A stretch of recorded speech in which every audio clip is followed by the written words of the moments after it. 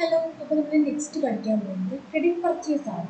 നമ്മൾ already cash പർച്ചേസും cash സെയിൽസും എല്ലാം പഠിച്ചു കഴിഞ്ഞു. ഇനി നമ്മൾ അടുത്ത് പഠിക്കാൻ പോകുന്നത് ക്രെഡിറ്റ് പർച്ചേസിനെ കുറിച്ചിട്ടാണ്. ഓക്കെ, അപ്പോൾ ക്രെഡിറ്റ് പർച്ചേസ് എങ്ങനെയാണ് ചെയ്യുന്നത് നോക്കാം. അപ്പോൾ നമ്മളൊരു ക്വസ്റ്റ്യൻ പറഞ്ഞിട്ടുണ്ട്. Purchased 20 TV and 10 laptops purchased from any of your vendors on credit.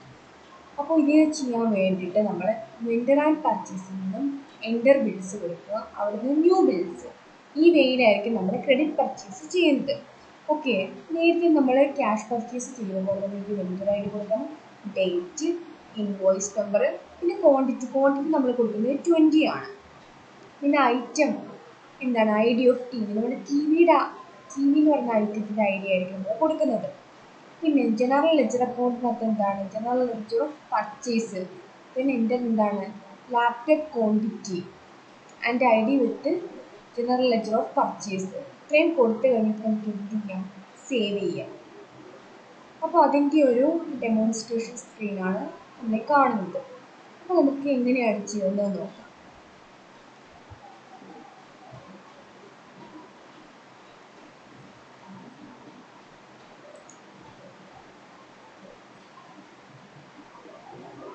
നമ്മൾ വെൻഡർ ആൻഡ് പർച്ചേസ് ചെയ്യാനായിട്ട് ഇൻ്റർ ബിൽസ് അതൊന്ന് ബിൽസ് കൊടുക്കുക.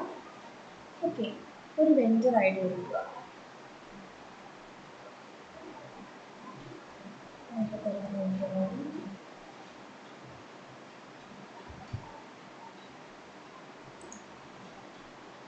Nidhi private limited vendor I D എടുക്കുന്നത്.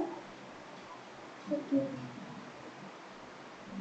ഇൻവോയ്സ് നമ്പർ കൊടുക്കുക.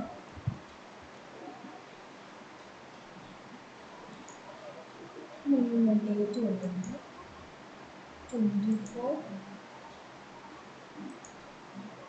ഒക്ടോബറാണ് കൊടുക്കുന്നത്. ഇത്രയും കൊടുത്തു കഴിഞ്ഞിട്ട് നമുക്ക് വേണ്ട ക്വാണ്ടിറ്റി 20 ഐറ്റം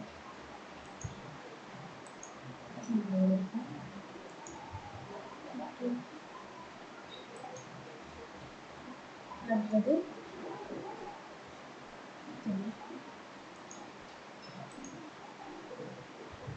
കീബോർഡ്സ്. അപ്പോൾ കീബോർഡ്സിന് നമ്മൾ ആഡ് കൊടുക്കാം.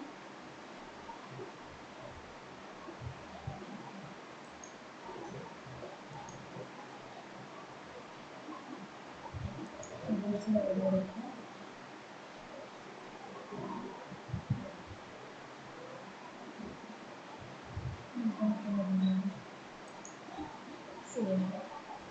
ഇങ്ങനെയായിട്ട് നമ്മൾ ക്രെഡിറ്റ് പർച്ചേസ് ചെയ്യുന്നത്.